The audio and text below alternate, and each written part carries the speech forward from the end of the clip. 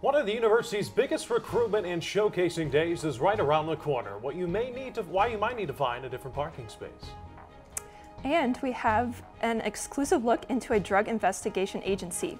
BG24 takes you behind the scenes with officers on the multi-area narcotics team. Plus, a new vending machine is on campus, but it's not serving treats. Find out what makes it special.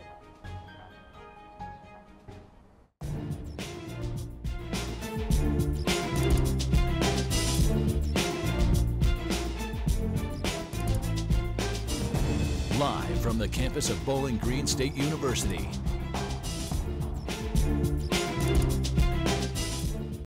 Future Falcons will flock to campus this Saturday for Preview Day, one of BGSU's biggest event days of the year. Welcome to BG Today. I'm Steve Iwanek. And I'm Faith Sahowski. Preview Day is a choose-your-own-adventure event where prospective students can go on a campus tour, attend info sessions, and explore residence halls. Activities run from 8 Saturday morning until 2 in the afternoon. However, if you park on campus tomorrow evening, you could be affected by parking lot closures for the event. Starting Friday at 6 p.m., lots 7, F, and E will be closed. Be sure to make other parking arrangements until Saturday afternoon. The Ohio State Highway Patrol is reporting almost 8,000 drug violations this year. That's an increase of almost 200 drug violations from last year. Some of the people tasked with investigating these crimes work for an agency called the Multi-Area Narcotics Task Force, also known as the MAN Unit. And so I'm going to send it along. Executive producer Kerrigan Stark spoke to an agent working in our region to learn more about how they're getting drugs off the street. Kerrigan. Thanks, Steve.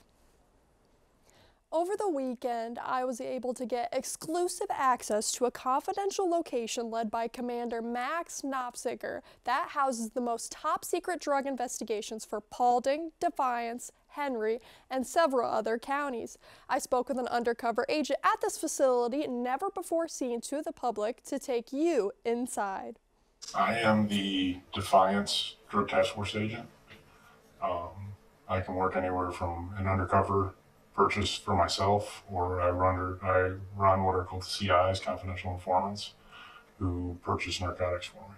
The undercover agent I spoke to says their operations are so secretive they drive unmarked cars and use a data system that only MAN Unit approved officers can access. I asked the agent about the dangers of the job. It comes with an inherent amount of danger that if you're going to go do an undercover by yourself, you have to understand that you are going in without a whole lot of backup. He spoke on how a lot of cases start with a patrol officer pulling over a car and doing a search. This is where they use a field test kit to identify any substances they find. I was able to try out one of these test kits myself. Ampules in there that contain the chemical solution in there that will show the chemical reaction. And then you're just going to kind of swing it around.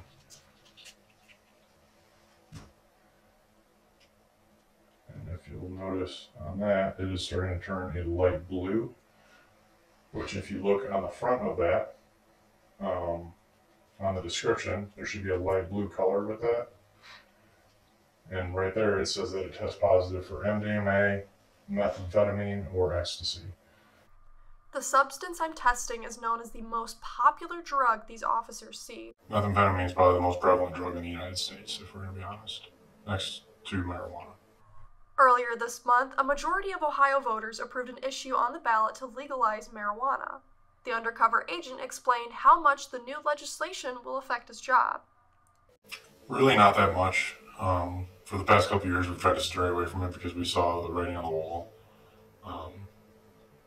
Unless we're getting pounds and pounds and pounds of marijuana, which will still be illegal to actually possess, you're still talking, we're focusing on the hard drug. He showed me some of the objects people have used to hide their illegal substances. If you look at this, it looks like a normal Dr. Pepper can. Unscrew the top. Then the whole inside of it's void. And then if you don't really know what you're looking for or feeling for, it would. The agent expressed caring beyond just the arrest. And if we can help get those families straight, get those people straight so they can be those productive members of society, that's nothing more than we can ask for. If you suspect any drug activity in your area, you can submit a tip to a confidential tip line on their website at manunitohio.org. They also have resources for anyone struggling with substance abuse. With BG24, I'm Kerrigan Stark. Back to you, Steve. All right, Kerrigan, thank you so much. There's a new vending machine on campus, but it doesn't sell treats you may be used to seeing behind the glass. I spoke with the owner of the machine to hear how she got it up and running here at BGSU. Beauty products are now available for students through a vending machine on campus. Nicoles Vending is located on the second floor of the Bowen-Thompson Student Union and features products such as brushes, eyelashes, bonnets, and curling custard. Taylor Winston, owner and graduate of the University of Toledo, came up with the idea during college when she had to walk 8 minutes to find the nearest beauty store. She saw the need to make products available on college campuses. So our mission is to create a space where beauty and hair care products are affordable, convenient, and accessible to all, with a primary focus on people of color. So we want everyone to feel welcome to shop at our vending machine, but we have products in there tailoring to people of color. Patrick Nelson, the director of the Bowen-Thompson Student Union, played a part in getting the machine to BGSU. Really felt like it was that she was in a great place. She had gotten, through all of the sort of the hoops that she needed to jump through and was looking for someone to try to help implement. And we wanted to just at least get it off the ground to see if it would be successful indeed. Nicoles Vending is currently in a trial period, and at the end of the semester, Nelson and his team will decide if the machine will stay on campus. We'll see at that point whether or not it seems to have the same viability that we all hope it has. Ideally, if it's servicing our students, that's what we care about. And so hopefully we'll have the data to know one way or the other. Winston is grateful to BGSU for bringing her vision to life. I can honestly say I worked hard for this, and it feels great to be welcomed by a university who believes in our mission and values. For more information, follow Nicoles Vending on Instagram. Reporting for BG24, I'm Faith Sahowski. All right, Aaron, I tell you what, I've enjoyed seeing the sun the past couple of days, but I'm worried that might be going away. What does the weather look like coming up, Aaron? Yeah, Steve, it's been great to have the sun today. We had some snow the other day. It's nice and sunny today, but that's not going to last too long. We did have some sun yesterday afternoon as the great Falcon Marching Band did some performances for everybody yesterday. It was such a beautiful evening. It's such a beautiful day today. It's been pretty windy though. So today it's been really windy. I know I had to do my hair again when I got back to the studio. Everybody did. We about got blown across campus, and we have gusts near 30 miles an hour, although it has been pretty warm. 49 degrees, and we have seen some areas up closer to about 50, and we are going to drop off some overnight. We have 49 here. I won't be surprised if it gets a little bit lower though. As we look into tomorrow, we're going to be seeing the temperatures drop throughout the day. We're going to be seeing rain move through the area, lots of it.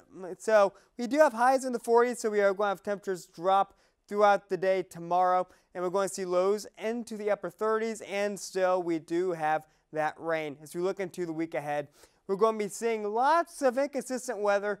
We're going to be seeing some snow possible at the end of the week. So we do have a couple interesting low pressure systems getting ready to move through the area. I will keep you updated on my social media as we get closer to that, Steve. So make sure you're weather aware, especially as we get into the latter half of next week. Yeah, it sounds like that weather's a great chance for you to really focus in on your studying. Thank you, Aaron. All right, well, it's a holiday season and lights are filling the air at the Toledo Zoo. 1 million of them to be exact. The zoo is celebrating lights before Christmas, and BG24's reporter Andrew Kish takes us to the sights and lights. Here in my hand is one single Christmas light. Now think about what 1 million of these would look like.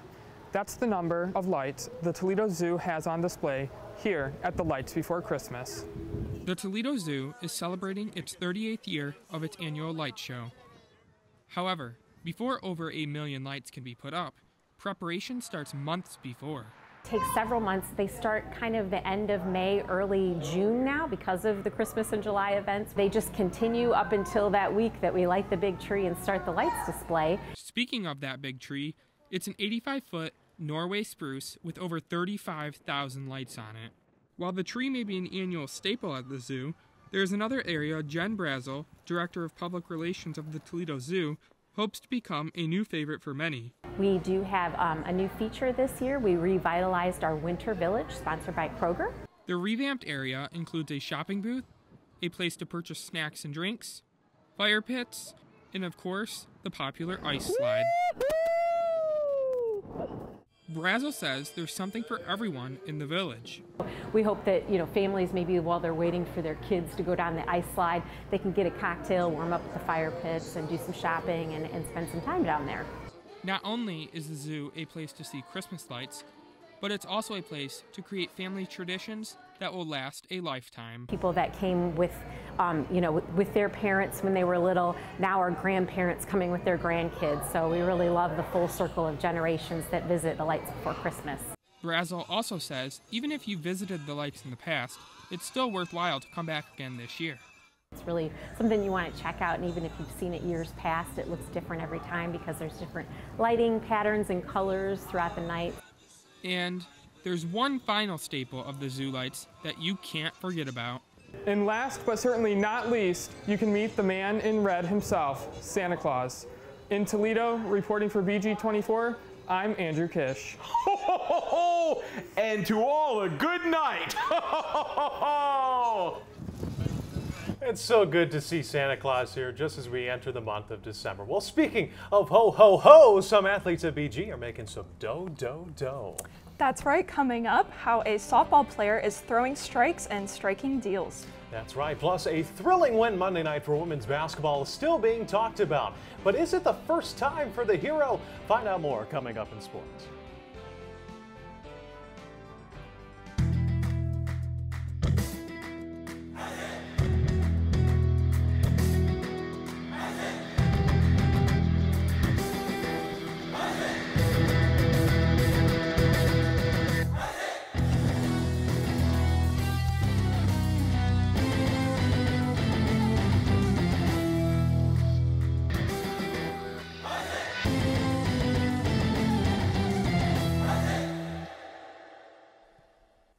BG24 Sports brought to you by Falcon Media Sports Network. Hello everyone, I'm Lucas Kleinmar. Just minutes ago, the Mid-American Conference announced that football divisions are being eliminated. Commissioner John Steinbrecher announced this with the goal of giving the MAC, quote, the best opportunity to put the two best teams in the championship game.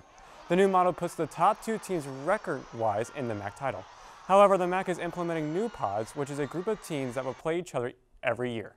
BG's in the same pod as Toledo and Northern Illinois. For more information about this story, head to bgfalconmedia.com.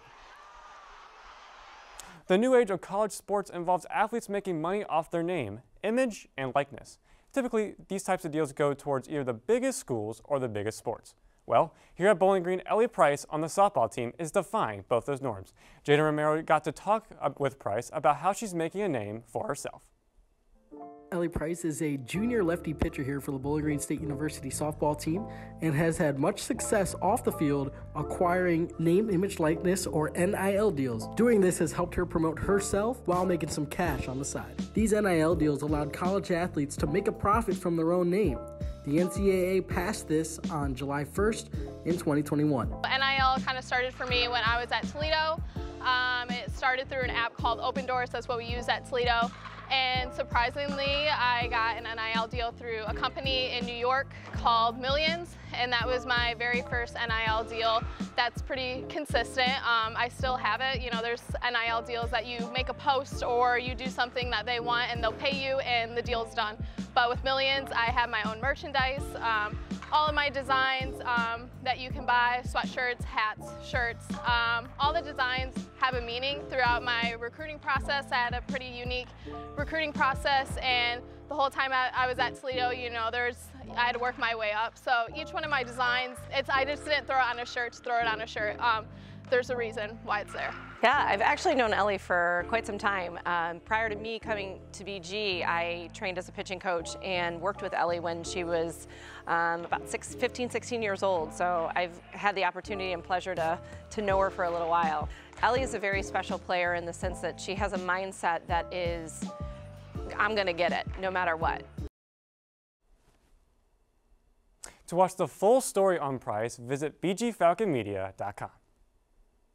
Monday night was the second home game of the year for BGSU women's basketball, and it was the second thriller at the Stro. The first one ended with a technical foul resulting in game-winning free throws. Monday night, a buzzer beater from a familiar star. Junior point guard Amy Velasco, after BG got the ball back with 3.8 seconds left in the fourth and tied at 66, nailed a game-winner floater as the time expired. This win improved BG's record to 5-1 this season, matching the start that last year's team had at the point in the year. While the shot was impressive, the veteran was calm and collected while doing so. Why? She's done this before. I actually have, in high school, it was actually a floater, the same exact thing in our tournament at the end of the year. Yeah, we ran a stack the exact same way. We curled it and floater with my left hand, actually buzzer beater in high school, so my junior year of high school. Yeah. Velasco and the Falcons look to keep the momentum going on Saturday, but who do they face? None other than the reigning National Player of the Year, Caitlin Clark, and the #4 Iowa Hawkeyes. Steve, lots of athletes shining bright for BG. Let's see if they can keep it that way as we head into winter break, as I send it back over to you both at the desk. Yes, Lucas. Hopefully Caitlin Clark does not score too many. That way we can continue to shine. Thank you.